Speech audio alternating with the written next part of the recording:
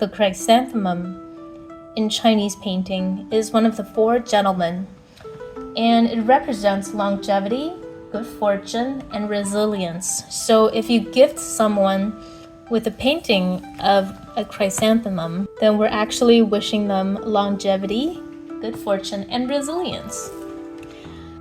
But you don't want to give somebody a chrysanthemum bouquet of flowers, especially in yellow or white colors. That is usually reserved for funerals. So it's kind of contradictory, but in Chinese culture, it's like this. Now today we will learn how to draw the chrysanthemum outline from start to finish, ready for coloring. So I have a brush here. You want to get one with a really sharp tip, and you want to use one fine hair at the end of the brush to do your paintings. So like you can see here, the lines are very fine. I'm gonna draw one big flower, and I have tape here on my wrist to show you that it doesn't really glide well normally because the paper is frictiony. It's not regular paper, it's not shiny. It's got this rough surface. So this way then I can glide my hand across this quite easily. You don't want to be stuck while trying to draw a fine line. It'll give a little wiggle.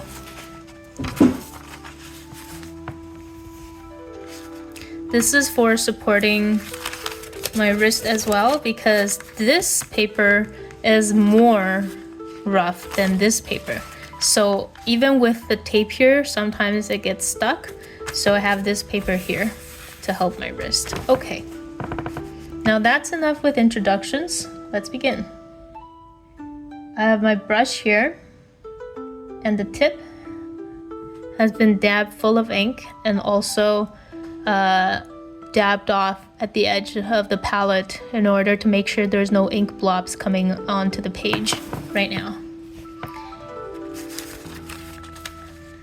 So this is the area I've selected. This is a scroll. I will show you the whole scroll in a bit. So this scroll is for a gift for my father. And I'm gonna wish him longevity because his birthday is coming up. Okay. So this flower will be in relation to these ones I have up here that I'll show you later.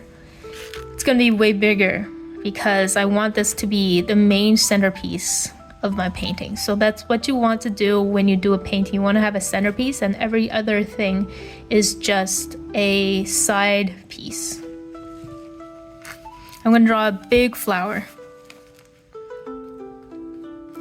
We start with the center part, the pistils and the stamen. Make little dots like this. You kind of sink your pen down, sink your brush down a little bit to do this. You don't want to press down, because if you press down, then you're just gonna be using other parts of the brush that you don't want to do. You just let your wrist sink into the paper, and then you bring it up like it floats. So it's like a bubble going up and down. Going up and down in the water. So you don't want it to be pressing and then lifting. That's like a lot of work. You want this fine brush work to be very gentle and subtle, just like the flower.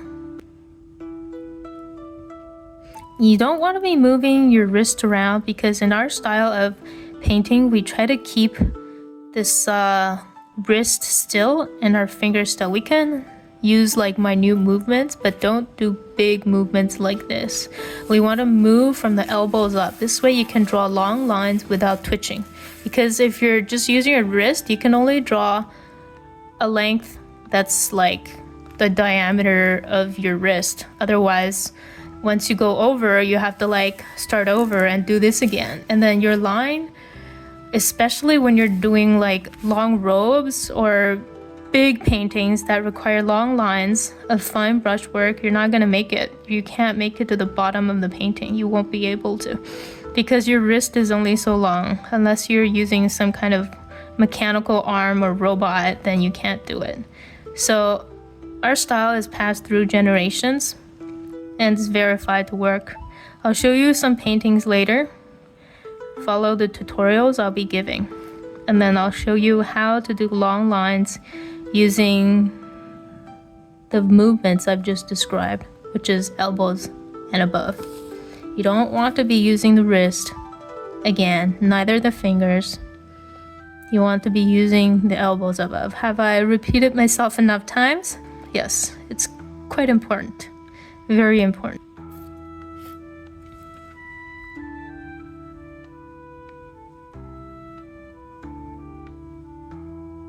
So I'm just shaping my brush on the side here of the palette to make sure the tip is pointy, because brush pens can be dabbed in ink, but once they come out, they kind of like deform itself. You have to smooth down the hairs of the brush, otherwise it won't be cooperating and it won't be straight. It can be kind of tangled a little bit. The first round of petals, which are going to be very small. So I'm drawing this, and it's a little too big, that ink blob. You don't want to draw that big, but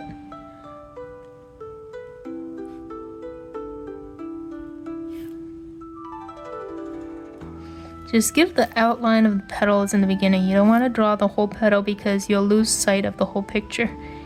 The big picture is what matters. If your chrysanthemum comes out deformed due to you focusing on one petal in the beginning and then forgetting the big picture, it'll look really weird, because you'll have like one petal over here that looks really big, and then the other ones, in order to fit in space, you have to like deform them. That happens. When you're drawing peonies, for example, it gets really easy to get lost, especially when you're drawing petals, because you're doing one side and you're so focused, and then when you get to the other side, you're not looking because you're still focused on that one singular petal, and then those petals on one side end up being way more voluminous than the other side. Then it looks really weird because your peony is now deformed. If you keep doing this and make it a bad habit, then that's bad. You don't want to make it a habit, because there are some drawings that require more concentration, and you can't be focused on one area. So we finish up each of these. These are the newly blooming petals, so they're the first layer. Now we shape the second layer. So like I said, when we draw these Chinese paintings, especially flowers and other fine brushwork, you kind of jump all over the place. You really don't just narrow in on one part, because you can lose sight of the whole picture.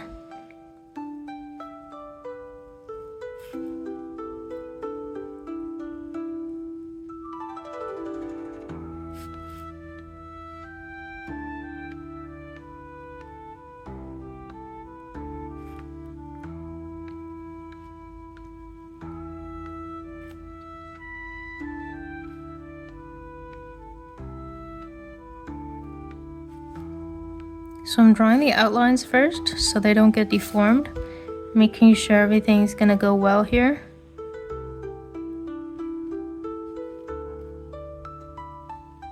Try to keep the brush lines as stable as possible. Don't be having thick line and then suddenly like a thin line. That would be just kind of off balance. You don't want it to be off balance. Okay, so this is the second layer, and I'm gonna be doing a third layer soon. Keep doing these petals.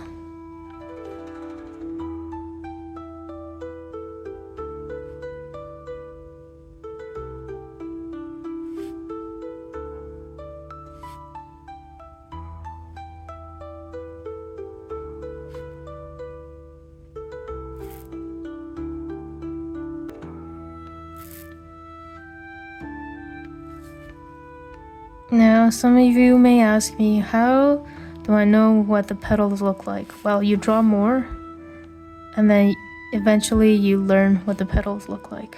You can follow books, and in my case, I have a teacher.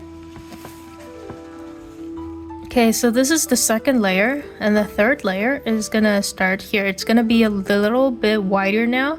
It's blooming more, like in the center. If you've ever seen how a flower opens in real life, like today it's like this. The second day it kind of slowly opens up, but the center stays kind of still compact. So that's what we're emulating here. So now we start to have the bigger petals that are coming out. We can even give it a little twirl here. And then, like before, what we're doing is we want to just make sure we have the outline, because we're still on the third layer, and that's okay. Third layer is okay to do this. If on the fourth layer, then we don't need to keep going around this flower in circles anymore. You could still do it, but that would be a different type of flower. It wouldn't be our flower that we're demonstrating right now, currently.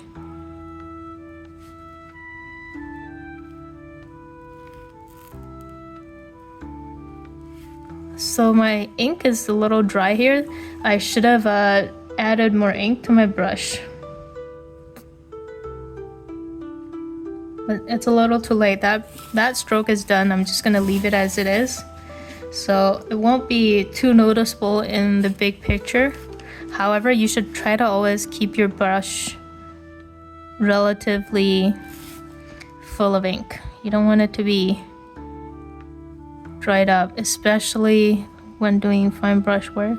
And another reason for that is it damages the tip of the brush that is so important when we're doing fine brush work.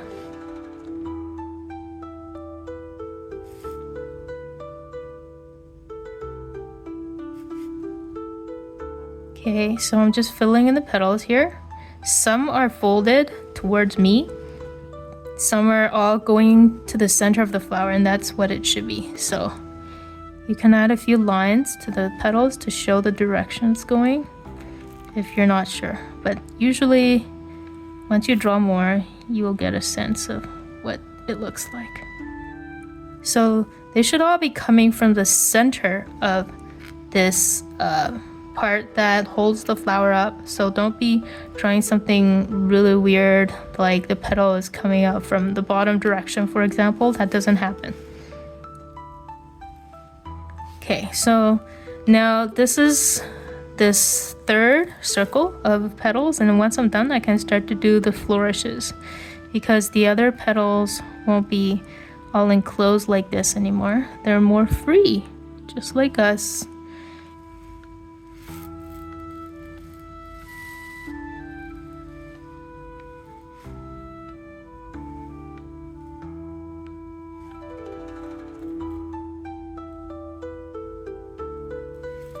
So you start to fill the blank parts out with different petals extending from the center. So this is a big flower, so I'm going to draw really big flourishes.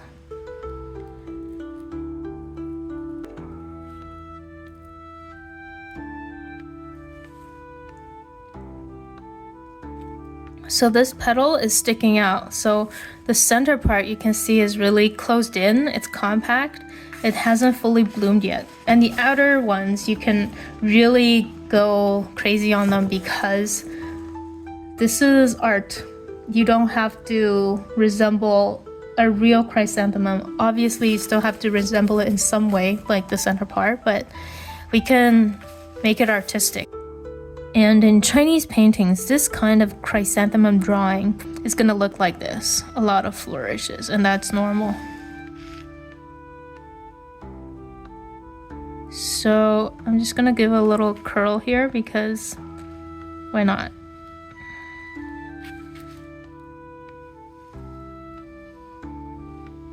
So try not to draw so fast like me, because this stroke I sped up too much, and then the ink is a little too dry here because I sped up.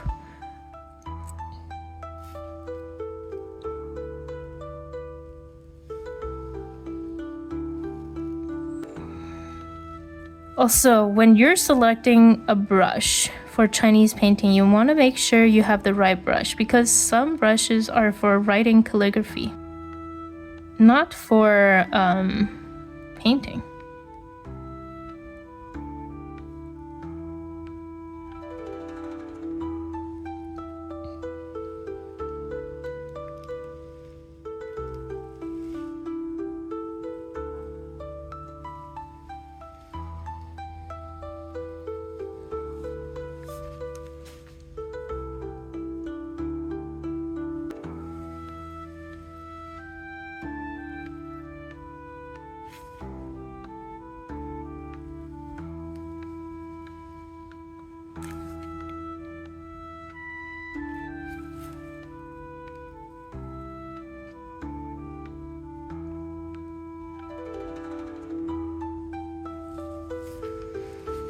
Okay, I'm just adding flourishes here, and you want to keep adding them until there's no more blank spaces that may look out of place.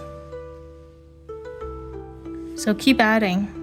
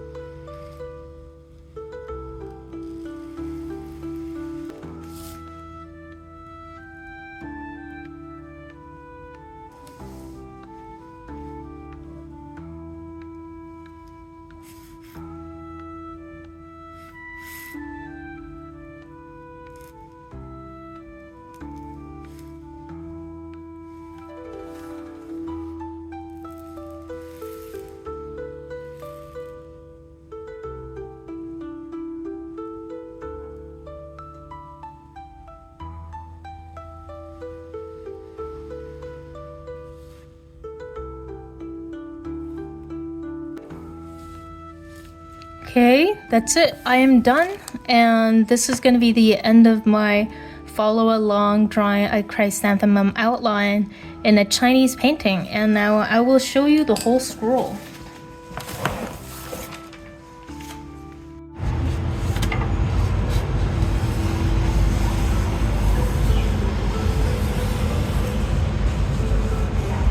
There it is, the whole scroll. And it ends like this with a nice kind of embroidery surface finish here. So once you hang the painting up like this, it'll be really nice. So I'm gonna show you right here. Hang it up, and then you can put this on your wall or anywhere for anybody. It's a gift, but I'm not done yet. Obviously, I need to color it.